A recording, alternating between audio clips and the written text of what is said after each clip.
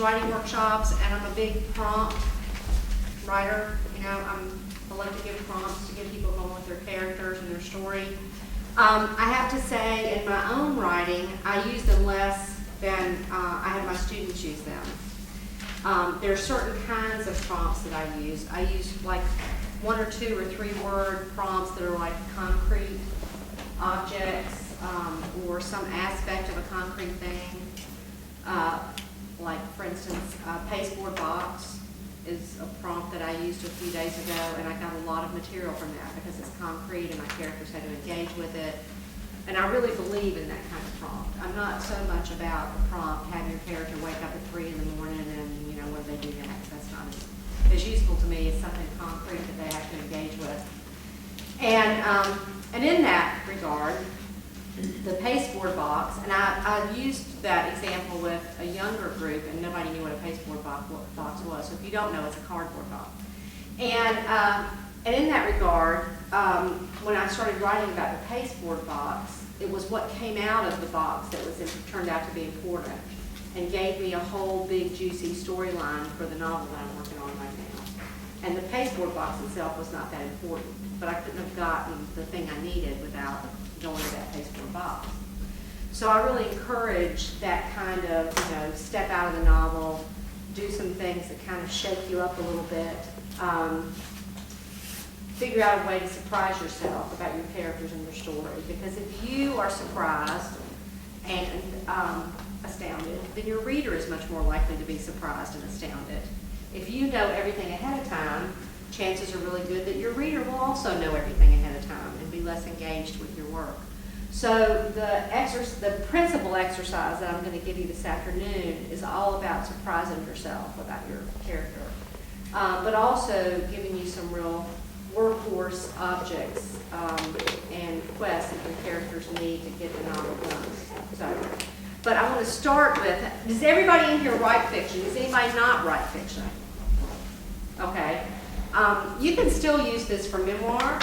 You can use it to get material for poetry. It's not a bad thing to use for any kind of writing. But I want to focus more on how it's used for fiction. If you've got questions about how you can use it for what you write, just, you know, speak up. And anybody who writes multiple genre, you know, just speak up and ask questions.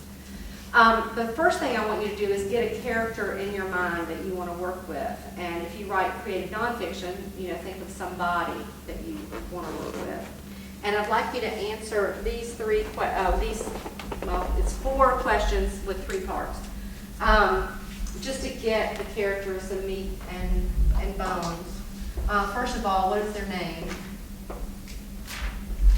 And then give me 3 things that your character knows for certain.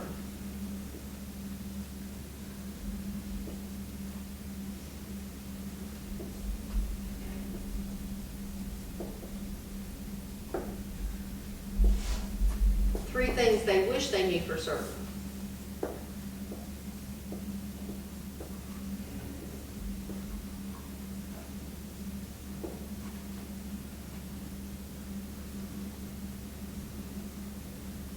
I hate doing that, don't you?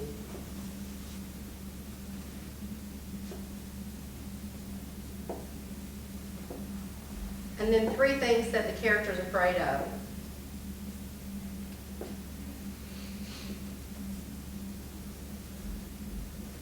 So I'm going to give you about 10 minutes to list them.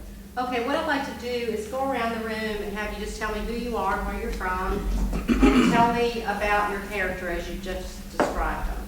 You know, list these things for me, what you came up with. Sharon? Sharon. I'm Sharon Wilson. I'm from here in Tennessee, which is about 30 minutes from here. My character is Han Amatsu. He's a Japanese warrior. Jazz and Breeze can get around anyone. Jana is a powerful warrior and has learned beside Han. What he wishes he knew was what all Jazz and Breeze have done and where they have gone. How the baby's skills are so advanced, and will he be a good father? His fears are losing his family, and his wife, adopted son, and his to-be son, as well as losing his sister and his niece and spiders. Okay, all right. So Makes me how many warriors are afraid of spiders. I killed one upstairs earlier. Sorry, go ahead. Tell us who you are first. Okay, that's what I think of. I'm Gabby, Where are you from? Clarksville. Okay. I didn't give my character last name. I just gave her a letter. But her name is Anna B. What she knows is I made her a teenager. She knows how to look good, how to get any boy she wants, and how to pretend to be perfect. And then what she wishes she knew was how I made her high schooler, so how these girls in her school stay skinny without worrying what they eat, and then where her mom was, and where to get an abortion, and then the things she fears is the truth about herself, getting fat and not being perfect. Okay. I'm still wondering how those girls stay skinny. I'm already in that.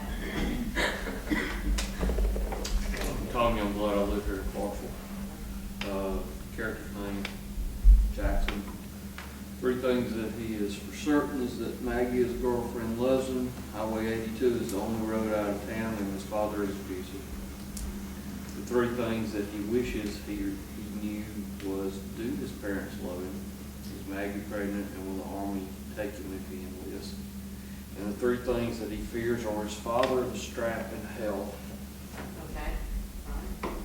All right. My name is Chase. I'm from Humboldt, Tennessee, and my character's name is Ian Case. He paints him as conservatives. He hates stupid laws of creating bumper stickers, particularly. He likes wine, the red wine. He knows how to talk to strangers. The things he wishes he knew how to do would be how to fly well, how to cook, and he'd also like to know where his front door is gone to. Where what? His front door is gone to. And I would also like to know that. That's good. And his 2 fears are being alone, heights, and dark. Okay, good, good. All right. Okay, I'm Darnell Arnoult, and I live here in Clarksville. My character's name is Anna Goostree. She's elderly and a spinster. The thing that she knows is that life is pretty simple. Her family's important, and dipping snub isn't all that bad. The thing she wishes she You knew. market that after yourself? Yes, that's good. This is an autobiography.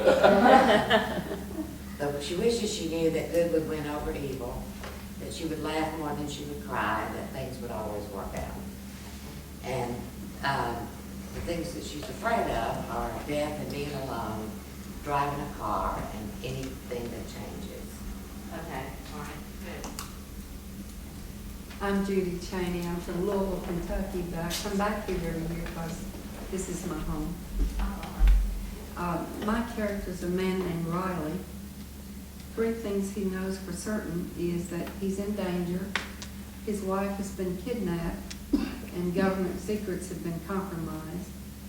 3 things he wishes he knew is where to find his wife, how to get them to safety, and who he can trust.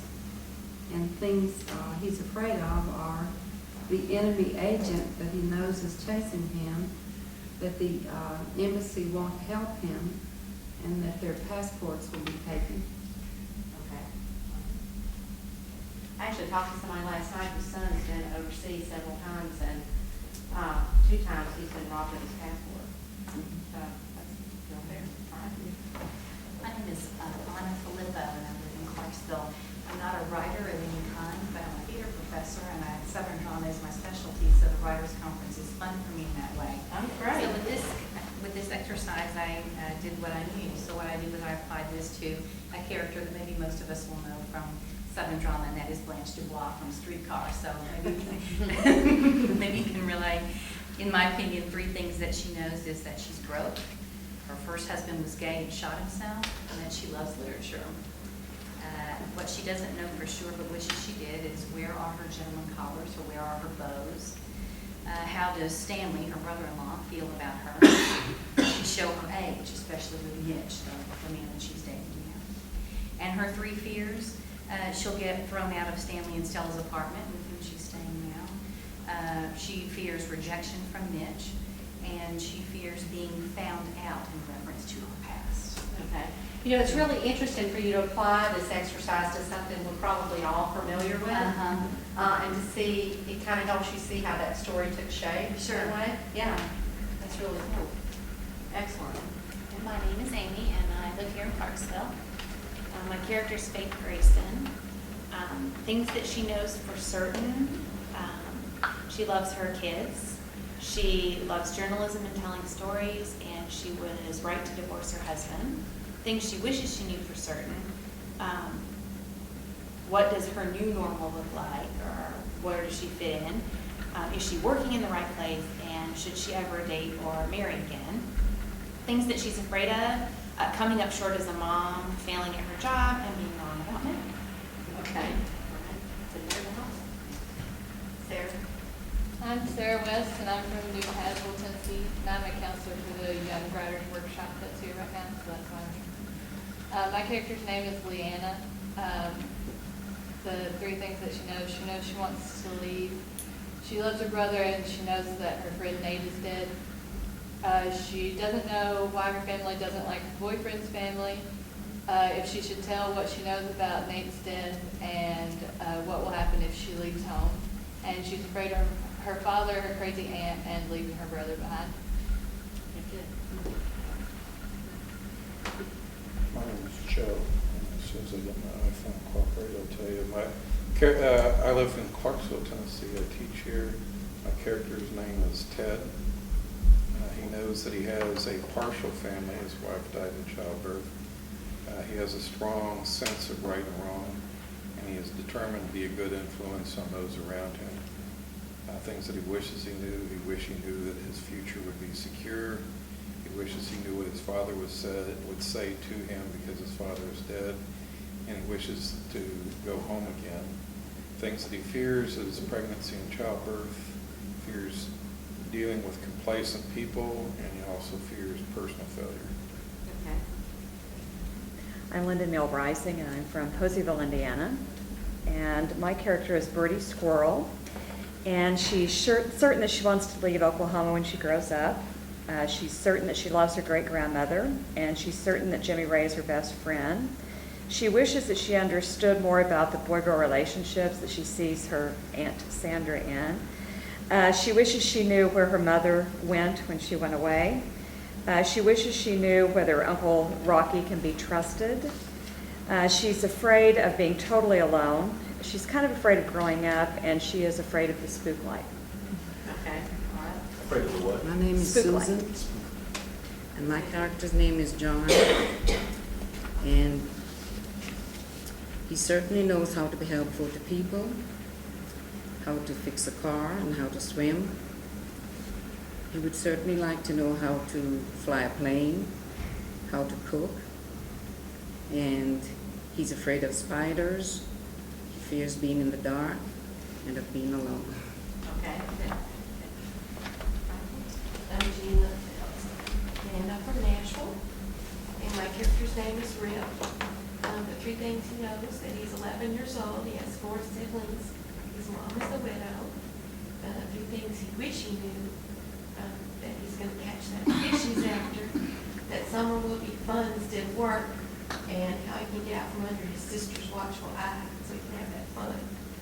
And the things that he's afraid of is losing his mom to having to eat chicken every day of his life and never being able to catch that fish. Okay. Good. I'm Bill Coakley. I live about 1.5 miles that way. My character is Richard Montier, who is about 80 in the early stages of Alzheimer's. He knows that his mental capacities are failing. He knows that his son Paul has distanced himself, and he knows that he wants to end his life on his own terms. He wishes he knew the nature of the sword, which is a family heirloom that is the nexus of the conflict with Paul. He wishes he knew how long his awareness would hold out, and he wishes he knew how to reconcile with Paul. His fears are being a burden on his son, being alone, and being trapped by Alzheimer's. Okay, good, excellent. Now, of course, everything that you know for certain becomes shaky in a novel, right? That's important. So you automatically undermine your certainty. So that little part of this exercise alone can get you some material. What your character wants to know can give you some motivation for them doing some of the things that they do in the novel. And their fears let you know how to make them vulnerable, because when you get stuck and you're working on a project and you can't think of anything to do, put your character in a situation where they feel vulnerable, and just that energy, the very vibration of that energy will get you somewhere toward, getting back into your story. All right, so now we have a little bit of an idea of the characters we're working with. Everybody knows a little bit about everybody's character. The exercise that I'm going to focus on today seems so simple in some ways, but I started doing this about a year ago, and I started using it in my classes, and I have found it to be maybe the most useful exercise that I do in my own writing. So I use this on a regular basis.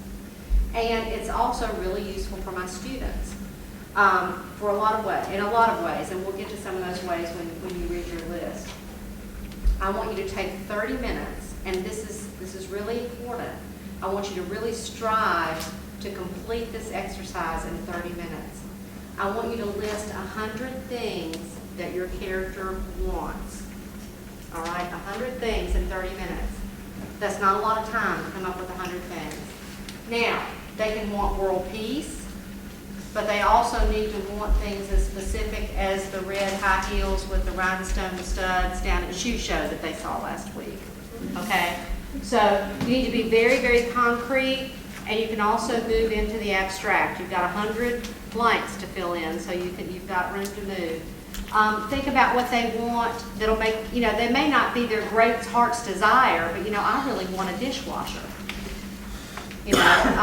So it can be practical wants. It can be Santa's wish list. I also would like to have a Jaguar, the car. Move all over their territory, okay? But the key is to do this list in 30 minutes, so that means you can't think much about it. You've got to just move forward to the next line. Okay. Everybody's got writer's cramp and one of them in your hands. All right, so what was this like for you to have to sit here for 30 minutes and do this list? What was your response? Well, the first thing was that you got the most obvious ones out of the way, but then you really had to push to know the character better. And I found out things about him I didn't know. Okay. All right. Did it feel good? Yeah, it did. Okay. Good. What about you? Again, I pulled some things out that I didn't even realize. So it was good. But I didn't turn into it. Oh, that's good. That's good. So now you know what you're cooking for. All right. What about you? With my character, I got more in depth with her, and I got more personalized and more personal with her. Okay. All right. Anybody else have a different reaction to the list? Yeah. I think that opposite. Like at first, I was like, okay, well, this person would like to have this. And so I kind of found it. I'm like, well, okay, probably use this and this. Okay, well, that's a good idea. Okay. Got more basic? Yeah. Okay. It brings you a little closer to your character. They come to life a little bit more, I think. I could open up some different scenes that you may not have had, Okay. like the toilet paper. Like I toilet mean, paper. you never know. Hey, that toilet paper scene in Pulp Fiction is really important, right? I mean, you need some toilet paper. I started feeling sorry for my character more. Did you really? I did. I started feeling a real ache in him that I had not envisioned before. Okay, good. What about in the back up here in this corner? Any different reaction? Okay. That's a really good point. When you're writing fiction, there's always, no matter how literary the fiction, there's somebody who functions as the antagonist and somebody who functions as the protagonist. And probably the worst thing that can happen is that the antagonist is all bad and the protagonist is all good. And this list can help you give them more dimension. The list can give you more insight into how they spend their day, because fiction is a distillation of real experience. And you have to create this illusion that it's real. And the way you make it real is occasionally a character may need toilet paper, you know. Occasionally they're worried because they're running out of cigarettes. Occasionally they realize they're going to meet somebody that they want to kiss and they forgot to brush their teeth and they really wish they had toothpaste. I mean, these little foibles, these little bitty lacks or little bitty wants can give you an undercurrent of tension that helps sustain the larger tension in between moments of activity related to that main thread in the novel. Imagine if you had, if you were writing a detective story, for instance, and your detective is trying to quit smoking, okay? Just the fact that, you know, he goes to investigate a scene and there's an ashtray full of, you know, half-smoked cigarettes or three-quarter smoked cigarettes. I mean, that's enough to send him into, you know, heart palpitations, you know, if he hasn't had a cigarette in a few days. And that creates anxiety, and anxiety creates a certain kind of imbalance in the reader, and the reader needs to be a little bit off kilter, even if it's in these little teeny tiny subtle ways. Your reader has to worry, and they may begin to worry that he'll smoke. You know, they don't always have to just be worried about the big things. So it's useful for that. It's useful to develop these nuances of character that contribute to the anxiety and tension and the undercurrent of the storytelling. What else did we talk about? The fact that you're surprised at some of the things. You know, again, you want to push yourself to get more every time you sit down to write. And sometimes that's hard. Sometimes your brain is tired. Sometimes your well has run dry. Sometimes you haven't been involved in the story in several months. One thing that really helped me using this list was I had a novel that I've been working on for a master's thesis, and I'd gotten away from it because I'd been not misdirected, but redirected into other things. And the thing that got me back into it was going to characters that I hadn't worked with yet and doing this list of 100. By the end of that day, I was back into my novel full force. So it can help you plug back in. It's a good warm-up, you know, for writing. Okay, so it helps you push yourself. It also helps you push your character. Your character needs to tell you things. And, you know, I always couch this with a little bit of qualification. My mother actually was diagnosed with schizophrenia. So when I started having characters talk to me and tell me stories, I had to be real clear that they, you know, that I didn't actually see them in the room with me. Because it would have been real easy for people to misinterpret, you know, what I was saying. But my characters do tell me things that I don't know. And they don't always do the things I want them to do. Sometimes they just refuse, or sometimes they make the scene so bad over and over and over again that I give up and give them a scene where they're doing something else. So you need to push your characters to tell you more, to reveal more. And one of the ways they'll do that is if you put them in a concrete world of things they can pick up and put down. So this list can help give you that.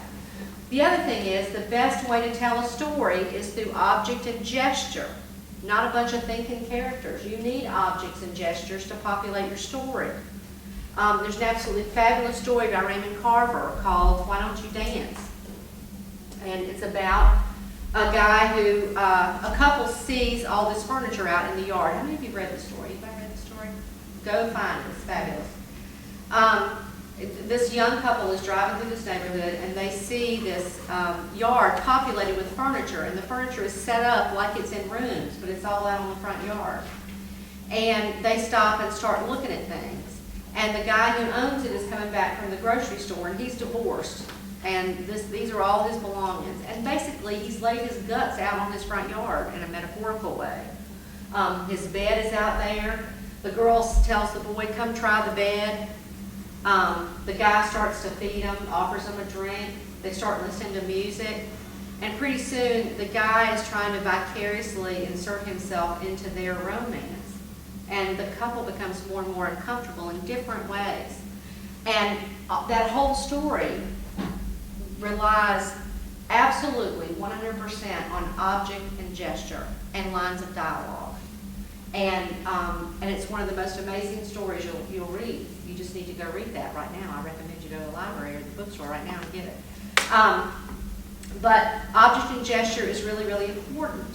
I can envision, I know Raymond Carver would never write a list like this, although maybe he would, I don't know. But if he did, that girl would really want a record player. Okay, and there's a record player in that yard. All right, so you push your character. It also makes you stay in the chair. The hardest thing when you're a writer is to make yourself stay in the chair. How many of you have seen the book Ron Carlson Writes a Story? Anybody seen that book? It's a little bitty book written by fiction writer Ron Carlson, and it takes you through his writing of a short story where he writes the entire draft in a single day. And then he talks about revision, and then at the end of the book you have the revised story as it was published. It's a great book on writing fiction. And he says one of the hardest things to do is to stay in the chair. And when you get a little bit of success, when your character comes across with a little something, what's the first thing you want to do? Jump up and get a cup of coffee. You know, he says, beware of Mr. Coffee, Mr. Refrigerator, and Mr. Television. They'll undermine you every time. You get a little bit of something, and that's when you really need to stay in the chair, because if you'll stay in the chair another 20 minutes, you'll get something even bigger. Because that first little thing that you've gotten is just opening the gate. Okay? And so a list like this forces you to stay in the chair. And by the time you stay in the chair for 100 things in 30 minutes, you're sort of invested. You kind of want to go ahead and write about some of those things. It allows you to surprise yourself at what your character wants. It also lets your character be surprised. Because if you're already working with a character, your character may be surprised that they're out of toilet paper. You know, not to belabor the toilet paper thing. But, and that's something you need. They need to run up against unexpected things, and this list can help give you that. All right, well, let's listen to a couple of lists. Who's willing to read their list? I need a volunteer. Okay. Read out real loud so they can hear you back there in the corner.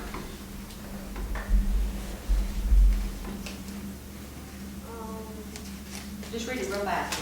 Miranda stopped bringing her mom to come home, save the new boy in school, make peace with her sister, so I'll have to do the lame English essay, get an A on her science test, for Kathy Anderson to die, a scholarship to college, Derek Hansen to leave her alone. Don't skip, just read. I don't care what you got on there. I don't care if she needs a tampon, read it.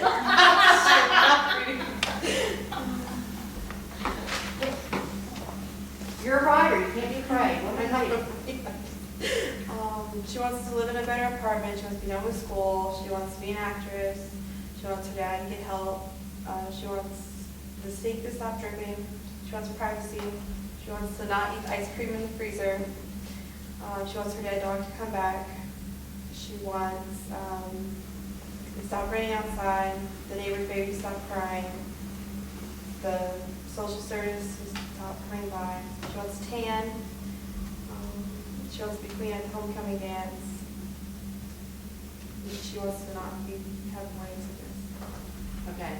That's a great list. I mean, can you hear the stories in that list? I mean, that's a great list. And while she, wants to be homecoming queen, she also really wants the faucet to stop dripping. And she wants her dog not to be dead. I want my faucet to stop dripping in my kitchen, and I want my dog not to be dead. He died 6 months ago. I mean, I can identify with those things. But there's all these other things that are going on, all these social things. Tom, how about read yours? Real fast. Real fast. Yes, I'm getting older. Marlin 3030 on deer camp, on fishing camp boat, aluminum John boat, 35 horsepower Mercury motor, new Ford truck, big tire, four-wheeler, Harley Davidson bandages, gauze, emergency room, doctor, nurse, food, ribs, fries, aluminum rain pot, Coca-Cola, toilet paper, beer, Jack Daniels, condoms, radio, TV, house mounted trailer, lawnmower, weed eater, brick mailbox, chain link fence, garden tiller, obedient kids, smart kids, athletic kids, sexy wife, sex every night, high paying job, towels, new jeans, washing machine, detergent, laundry basin, dryer, clothes hanger, basket, Jim Beam, Soldier, Army, infantryman, expert marksman, sniper, drive a tank fly, plane gunner on a Sherman tank fly, Mustang fly, helicopter fly, B-17, bomber B-17, machine gunner B-17, live through war, leave town, go to college, engineer, mechanical engineer, get married, get job, buy a house, have kids, save money, retire early, live long, love of father, love of my wife, be older, be smarter, wiser, stronger, quarterback, athletic, pitcher, 400 hitter, 100-mile-an-hour fastball, sleep late, drive to school, no sisters, be like Montgomery Clift, Cary Grant, be like Humphrey Bogart, sing like Johnny Cash, play guitar, play piano, play drums, naming lights, naming paper, naming magazine focus. Yay! All right, great. Excellent list. I love that list.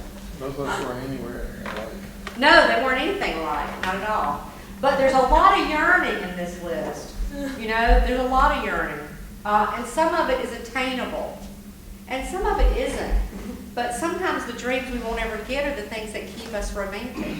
You know, the idea that you always want to be the baseball player, that you always want to be the guy who wins with the tank. I mean, all that stuff is important in the way we envision ourselves. We have this inner hero, and we play to that. Even when we're 90 years old, we're still playing to that inner hero. So that's really important about that character. You know, something that's interesting because as I was writing the list for Blanche, I mean, everything she does, she yearns for everything because I don't think she feels like she has anything. And so that was pretty, you know, everything was a want. Everything she is and has and does is out of a yearning for something that she doesn't have and wants desperately.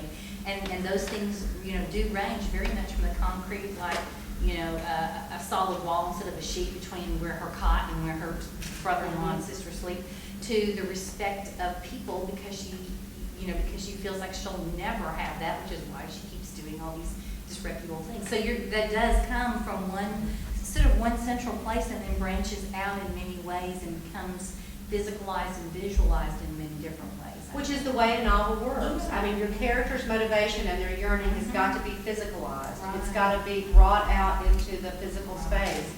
And this list can help you do that. And it's interesting that you chose Blanche Dubois because she is almost the perfect embodiment of yearning and disappointment.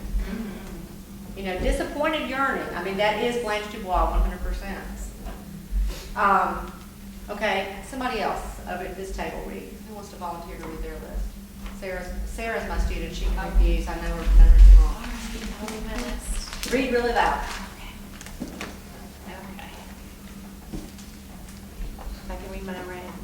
Better hair, to be witty, to be skinny, to land a big league story, to be a good mom, to be a better cook, how to interact with single men, to know who killed Pastor Mudden, to know who killed Mark Mudden, why Jade's interested, who is stalking her, why is someone stalking her, where is Paul, more fashionable work clothes, time to exercise, to like to exercise, why did Seth return, did he know she lived across the street, should she redevelop that relationship, Seth, Jade, a cleaner house, to move back to Michigan to stay in Tennessee with her best friend.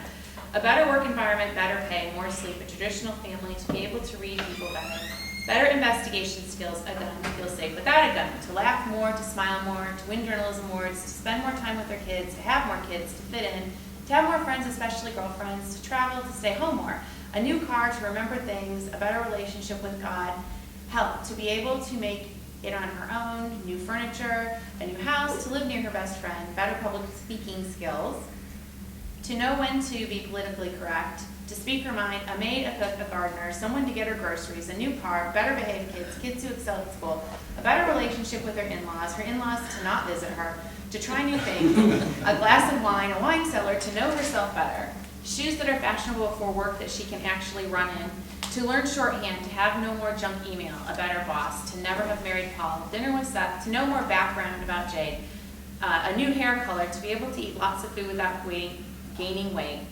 time to garden, to be present in her job, to be present with her kids, for Jody to disappear, the gossip about her to stop, to not gossip about others, time to read, continue her education, to work at a bigger paper, to raise her kids in a small town, time away from technology, a new cell phone, a new tote bag, better pens, to understand her kids, to know the right things to say, better parenting skills, to play board games with her kids, to get to know Brian, to get to know Jade's sister, mineral water, orange juice, hair clips, jackets, flowers for the garden, flowers from Seth, love, and to love others. Okay, excellent, excellent. Now, there are elements on your list that would match things on Tom's list. There are elements on your list that would match things on, remind me of your name? Gabby's list. But it's different because number one, your character's a woman. Number two, she's an older woman who's divorced. And so what's in that? Is there something you heard in that list? It's a dominant thread in that list. Not everything on it, but a lot of things on it. What did you hear? I like the part of the in-laws. Yeah, the in-laws was priceless. Yeah. I think my daughter-in-law probably feels the same. But there's something that's sort of a thread that runs through. For me, it was the conflicted. A lot of the things that she wanted were opposites, like you Right. can't have both of them at the same time. Right, and that kind of plays into what I'm thinking, but there's also a lot of things that she should have had, that she felt like were the should haves. I should have this, I should have done that. If I'd made different choices, I could have had it, I should have had it. So there's a lot of shoulds, and when you're facing processing choices that have been made, that have put you in a given position, you focus on what you should have because you're trying to reestablish who you are. And it's not the same thing as a young girl wanting certain things. And that comes through, in the character's desire and that yearning. Okay, what about this table? What have you got at this table? Who wants to volunteer? It's only 100. Well, it's supposed to have 100. Not even Mine halfway has there. No. There's 100. To leave Oklahoma to find her mother, to stop grieving over her father, to trust Uncle Rocky, to be pretty like Sandra, to shave her legs, to go to the movies, to get back at the mean girls, to spend time at Jimmy Ray, to speak Cherokee, to learn the old stories, to visit her ancestral home in Tennessee, to learn to play the guitar, to sing on the Opry, to learn to swim, to make her grandmother notice her, to kiss a boy, to drive a car, to go down in a mine, to make money, to have girlfriends, to wear a can-can, to have shoes without holes, to go to the prom, to have pretty hair, to cut her braids, to have braces on her teeth, to learn to dance, to see a city, to fly in a plane, to ride on a train, to graduate from junior high, to graduate from high school, college, to study music in college, to draw pictures, to buy her family a house, to have fun, to explore the park near her house, to speak French, to cook, to learn to bake great cookies, to wear high heels, to wear lipstick, to wear mascara, to wear rouge. I was pushing that. To avoid church, to be lucky, to find something valuable, to stop having nightmares, to concentrate in school, to make straight A's, to understand math, to make teachers like her, to work in the school library, to have school be out, to go on vacation, to see the ocean, to fly in a hot air balloon, to write her own songs, to sing like Patsy Cline, to have a cool bath, to live in a nice house, to have fancy furniture, to have a maid so she had no more chores, to have a sibling, to go to a slumber party, to have a birthday party, to learn new words, to have curly hair, to go to concerts, to avoid tornadoes, to go to the spook light, to avoid the spook light afterwards, to talk to her father's ghost, to know why Uncle Rocky went to prison, to know why her mother left her, to learn Spanish, to write her family's history, to understand being between two cultures, to find gold, to find a treasure map, to run faster than Jimmy Ray, to watch the spoonbill run, to avoid the flood, to make her own clothes, to lose her baby fat, to meet someone famous, to memorize poems, to talk constantly, to lie freely, to whistle. She wants indoor plumbing. She wants to read comic books. She wants to read True Detective magazines, to read a really big novel, to learn to kiss like Sandra. She wants a cashmere sweater. She wants saddle Oxfords, and she wants evening in Paris perfume. I love evening in Paris perfume. My grandmother wore that. All right, so in this list, there's a little run in there that's a free association with the makeup. One thing of makeup, another thing of makeup. And sometimes you'll get those little riffs in there.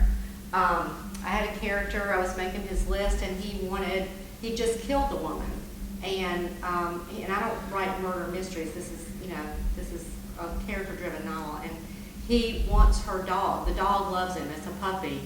And the puppy just loves this guy. And so he thinks, I'll take this puppy home to my kids. But he's about 500 miles from home. So when he gets the puppy in the car, he realizes he needs a water bowl, he needs a collar, he needs a leash, and he has to go get those things. And he's just killed somebody, and he's thinking, taking a puppy home to his children. So a complicated character, all right? But I had this little run that was all about the dog, and that didn't just give me a scene, it gave me several scenes because the dog becomes an issue. All right, somebody from this table. You're it, Bill. Richard wants mental clarity, reconciliation with Paul, for the sword to be real, to stay out of the nursing home, for his wife to be alive, to die at peace, to see his grandchildren grow up and be happy, for his friends to be able to live at home rather than an institution, a cure for Alzheimer's, a cure for Parkinson's, good and evil to be easier to identify, for society and just little things.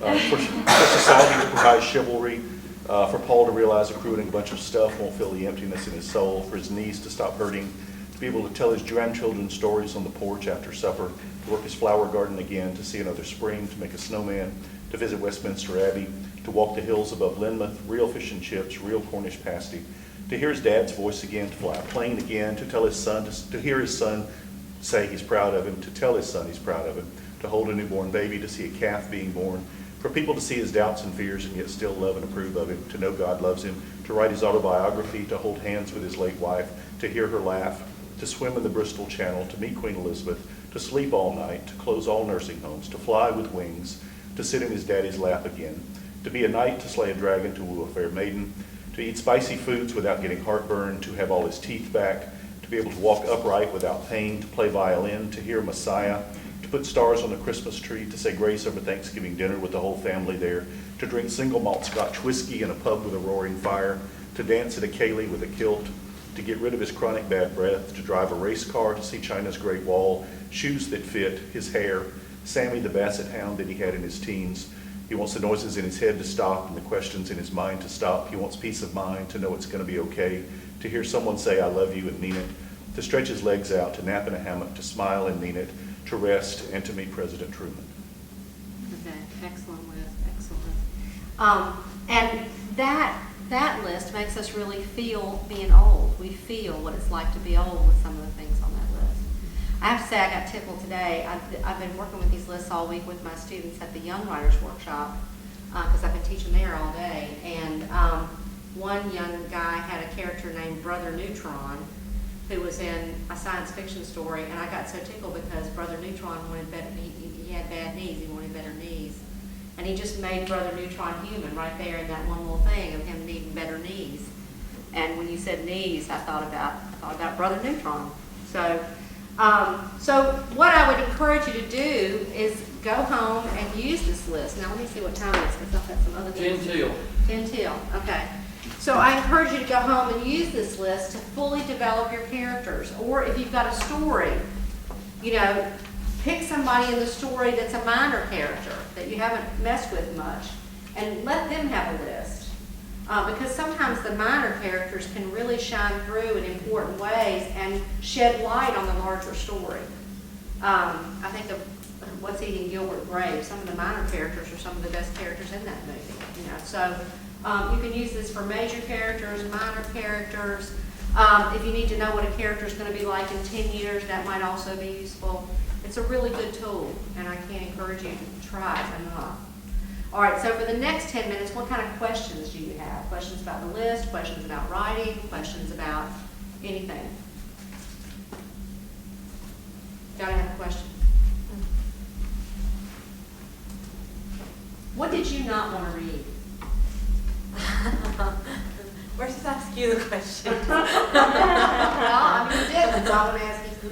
Let me just say this. When you're a writer, you cannot look away. You can't look away when it's gory. You can't look away when it's embarrassing. You can't look away when it's disappointing. You cannot look away. And if you look away, you've cheated your reader. Okay? Doesn't mean that everything you see in your head has to be on the page, but you can't look away. You can't be afraid to say what you see. That's a really important risk to learn to take. Okay? And that's why I was on your case a little bit about reading and stuff. All right, what was your question? Well, I was kind of commenting on what you just asked, and I remember when we were in high school, we were promised that we were going to be able to read a play. And of course, for me, that was a wonderful thing, and I waited all year. And finally, toward the end of the year, I asked the English teacher, well, then when are we really going to read a play? Because I'm really excited about that. She said, yes. I said, well, what is it? And she said, I think it was Julius Caesar, and that was okay, but that wasn't what I thought we were going to read something contemporary, and that was something that was very interesting to me. I said, really, why can't we read a David Mamet play?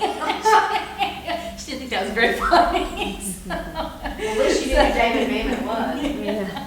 But, it was kind of, so I guess, in answer to that, that's, sometimes the things that you struggle with, which for me, it took a lot more maturity and a lot more age in my life for me to really understand and appreciate Shakespeare on all levels, even though in part that's what I teach.